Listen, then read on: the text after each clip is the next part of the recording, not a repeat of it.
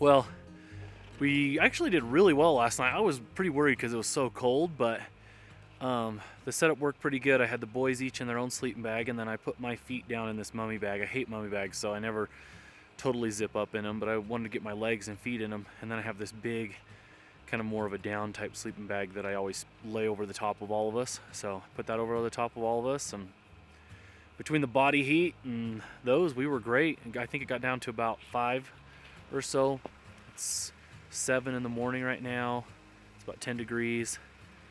And I'm just trying to muster up enough desire to make breakfast. So I'm just working on breakfast right now. Going with our go-to as usual. We'll do some breakfast sandwiches. I just like them because they're so easy. Put the sausage on, put some cheese on, put them on a nice English muffin, and they're good to go, and the boys really like them. I've been using a Camp Chef Everest stove. I've had this stove for 3 years now. It's been awesome. I think it was about 120 bucks, something like that. And I know that they have a few other models that are, higher end and a couple that are lower end. This is kind of like middle of the run, but it's got 2 burners. It's held up really well. I've really had no issues with it. Putting on the line that runs to your tank, it seems to be kind of a pain. I don't really know what to compare it to because all I've had was another old Coleman from years and years ago, and I just don't remember a ton about it. But I feel like I got to push a little harder than I feel comfortable doing. I'm always worried I'm going to push too hard and break something, but so far it's never done anything like that. But it's been a great stove, and just a little insight into our breakfasts. So I have to admit, this fold-down table from Front Runner is probably my favorite camping Jeep accessory that I've added. I know that there's a bunch of other brands that sell them. This one came with really good reviews, and it was one of the cheaper options.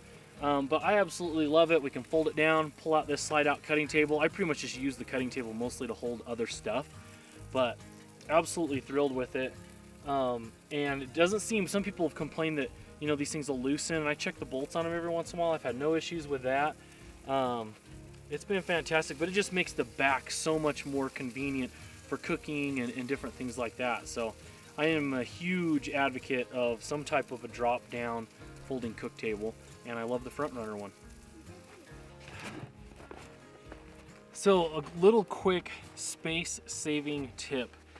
If you're doing an overnighter, use a small cooler. I can keep enough food in here for multiple days, and even have a little bit extra. I always like to have at least like 1 or 2 days extra in case we get stranded or something crazy. And it's amazing how much you can fit in one of these smaller coolers rather than having like your huge cooler. So I just usually have a couple different sizes. I have this little tiny one, then I have one that's a step up that if we're going to try to go with the whole family or we're going to go 3 or 4 days, and it's enough too. So one of the things that takes up so much space is your cooler space, and it's amazing how much you can get by with something way smaller. So this literally is just a tiny little like picnic type cooler, and it works great for trips like this. So I'm going to do an entire video about how I pack the Jeep and kind of take advantage of the very limited space that you have here. But one quick tip that I have is make sure that you always keep your water source super close. So I've made the mistake of having it buried under stuff. We stop, we want to fill up our waters, and we basically have to unpack the entire rear of the rig just to get access to our water. So a couple things that we do, I always have the boys, they have these Contigo. They're just little sippy cups you can pick up from Costco. Then I have some water. And then another tip that I think is really cool is make sure you have another good sized water source that you can top off all of your waters with. That way, if you do have to fill up your waters, you don't actually have to stop and open up your big water source. You can use this, and then when you stop for a meal or something like that, then you can top it back off and top everything off, and you're ready to go. Make sure that you're staying hydrated while you're out on the trail. Go, get in. Good girl.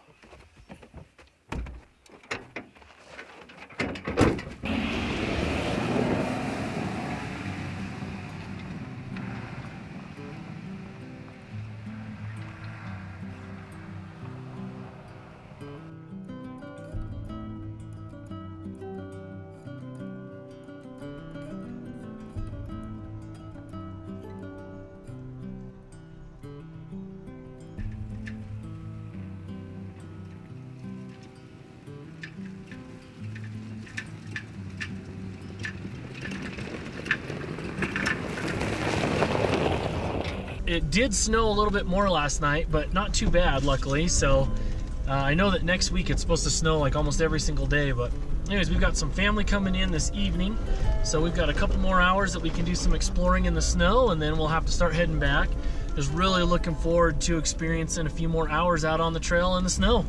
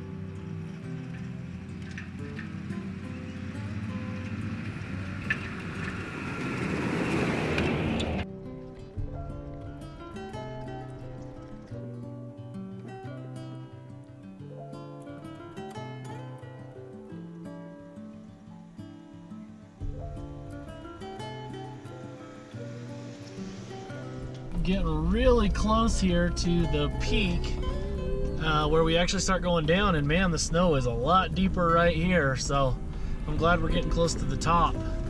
There have been a couple tracks through over the past few days. We actually saw our first other person. We saw a guy in a four-wheeler, but yeah, hopefully we'll make it to the top here. This is like the shadiest part of the road, and so the snow doesn't melt here either. We've got, I don't know, not too much though, probably a foot when you consider everything that's packed in, so not too bad.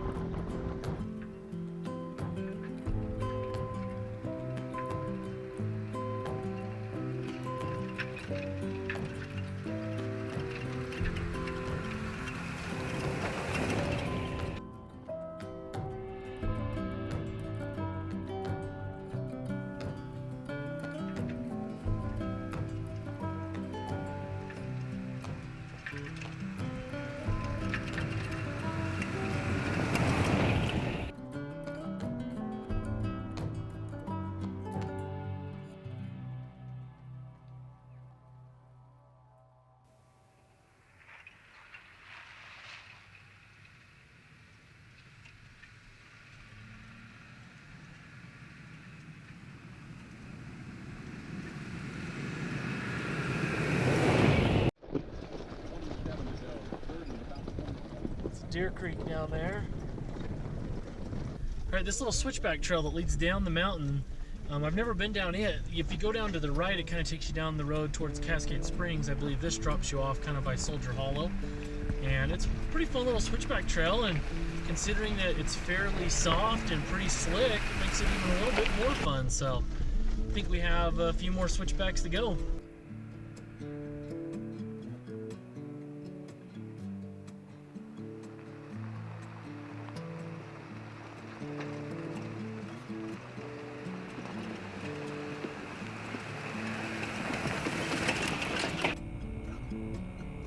Aaron back up before we jump on the highway. Head down Provo Canyon, head towards home. Alright, so we are just finishing up our trip through American Fork Canyon through the snow. This has been so much fun. The last few miles coming down the hill there have been awesome. We got a ton of mud on us. Absolutely had a blast. If you enjoyed this video, please subscribe to our YouTube channel.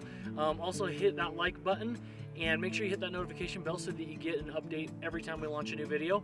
If you want to follow us on the day-to-day, you can check us out on Instagram at Backroad Exploration. Thanks for watching.